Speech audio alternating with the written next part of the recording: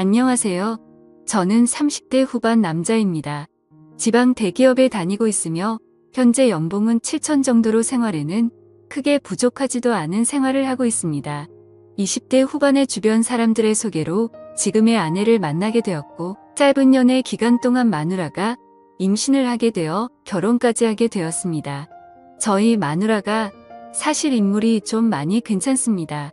젊을 때부터 길거리에서 캐스팅 제의가 올 정도로 미모가 훌륭했었고 처음 소개를 받고 대시할 때 무진장 무시 당했었습니다. 그나마 제가 직업이 괜찮아서 연애까지 이어졌었던 게 아닐까 생각을 하고 있습니다. 결국에는 승부욕이 발동되어서 노예가 따로 없다 싶을 정도로 매일같이 정성스럽게 연락하고 선물하고 또 만나게 되면 수십만 원짜리 밥을 사주고 그렇게 미친 듯이 끝까지 매달려서 저는 지금의 아내와 연애를 시작하게 되었습니다. 그렇게 연애를 하고 몇 개월도 지나지 않아 관계를 가지던 중피임에 실패를 하게 되었고 저는 결혼을 마음먹었기에 화가 난 아내를 겨우 설득시켜서 임신 4에서 5개월 차에 결혼을 하게 되었습니다. 생각은 했지만 결혼 이후에 부부관계가 참 순탄치가 않았습니다.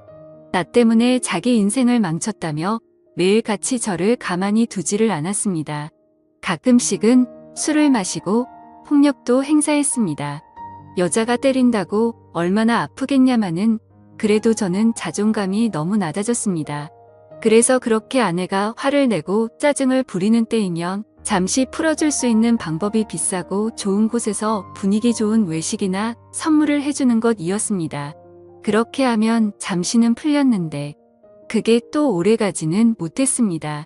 그렇게 저는 호구 같은 생활을 이어나가고 있었고 결혼을 한 뒤 아이를 낳고 나서부터는 아내와의 잠자리가 소홀해지기 시작했습니다. 아내는 이런저런 이유를 대더라고요. 아이 때문에 못한다. 살 빼오면 해준다. 피임 안 하면 안 된다. 결국 저는 결혼을 하고 나서 아내와의 관계를 이런저런 이유로 하지 못했습니다. 그래서 아내와 대화를 나누었고 고민 끝에 피임 기구를 시술했습니다. 하지만 그렇게까지 했음에도 아내는 관계를 거부했습니다. 진짜 결혼 이후에 1년에 겨우 한두 번 할까 말까였습니다. 혼자서 해결하는 것도 하루 이틀이지. 제가 이렇게 무시받고 천대받으려고 결혼을 했나 싶고 스스로가 한심하기도 했습니다. 그렇다고 저는 아내를 두고 바람을 필 생각은 전혀 하지를 않았습니다.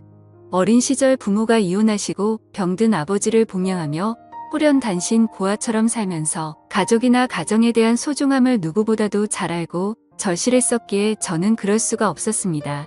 그리고 여자 나오는 술집에 2차도 안 갔습니다. 결코 저는 단 한 번도 한눈 팔지 않았습니다. 그렇게 저는 집과 회사를 왔다 갔다 하며 기계 같은 삶을 반복하며 살았습니다. 그러던 어느 날 아내가 대뜸 차가 낡았다며 차를 바꿔 달라는 겁니다. 그래서 아직 더 탈 수 있을 것 같고 집에서 살림하면서 지내는데 좋은 차가 필요 있냐며 다음에 차를 바꾸는 게 어떻겠냐고 이야기를 했습니다. 그랬더니 이런저런 트집을 잡으면서 아주 그냥 마음먹고 그러는지 몇 날 며칠을 저를 못살게 하는 겁니다. 그렇게 며칠이 지났고 남자들에게도 뭔가의 촉이라고 할까요? 냉랭한 기류가 흐를 때 갑자기 쎄한 느낌이 들었습니다. 저는 뭔가 찜찜한 마음에 아내의 휴대폰을 몰래 훔쳐보게 되었습니다. 휴대폰에는 낯선 남자와 나눈 대화가 있었습니다. 정말 그걸 보는 순간 피가 역류하는 기분이 들더군요.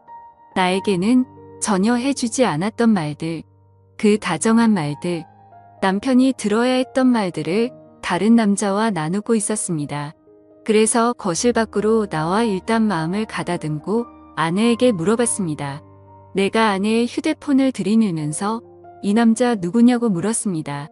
처음에는 발뺌을 하려고 하는지 횡설수설하다가 증거를 들이대고 있으니 그냥 만나는 남자라고 자백을 했습니다.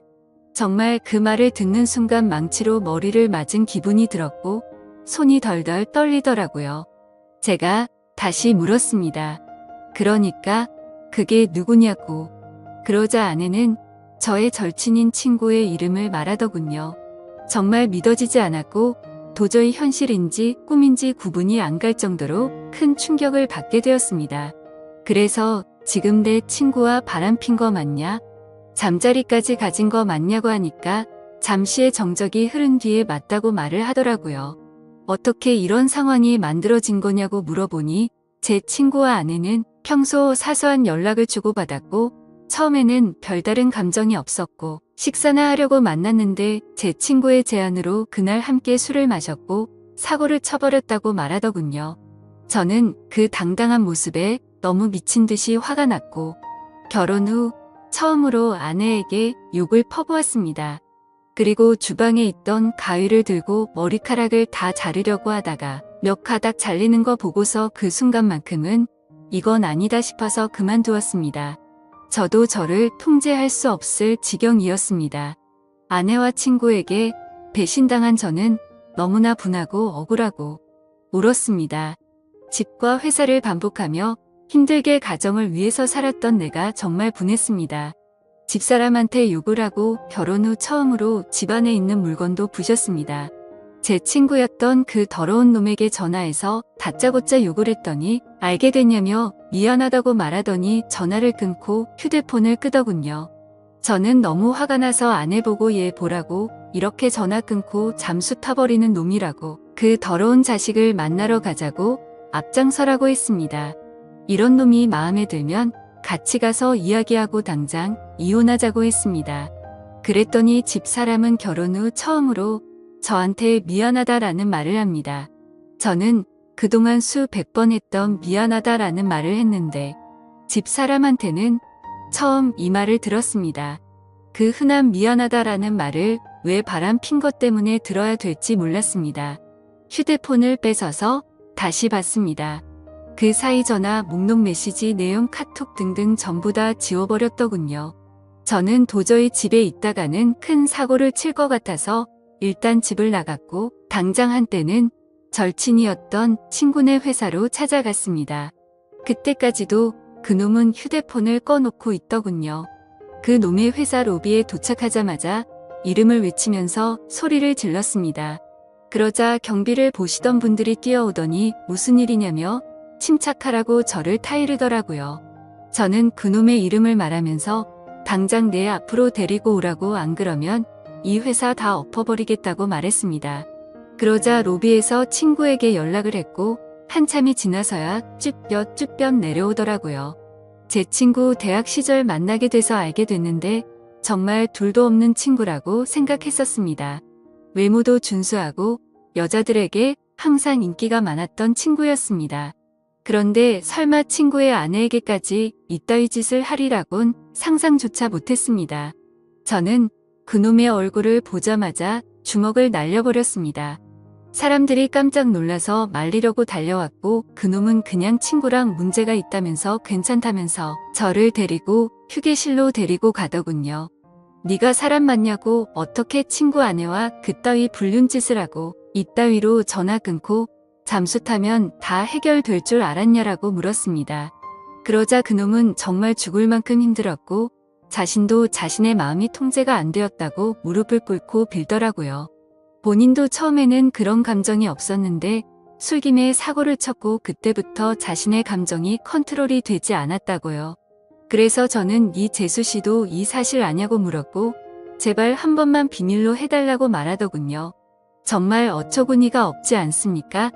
친구 아내를 데리고 그딴 짓을 한 놈이 자신의 가정은 지키고 싶었나 봅니다. 전 그 자리에서 그놈 아내에게 전화해서 이 사실을 다 말해줬고 앞으로 평생 내 눈에 띄지 말라고 말하고 인연을 끊어버렸습니다. 그렇게 하고 집에 들어오니 저녁이 다 되어 있더군요. 근데 집사람이 갑자기 돌변을 했더군요. 그 사람 회사까지 찾아갔냐며 그냥 그 친구와의 관계도 다 끝났다면서 갑자기 또 큰 소리를 칩니다.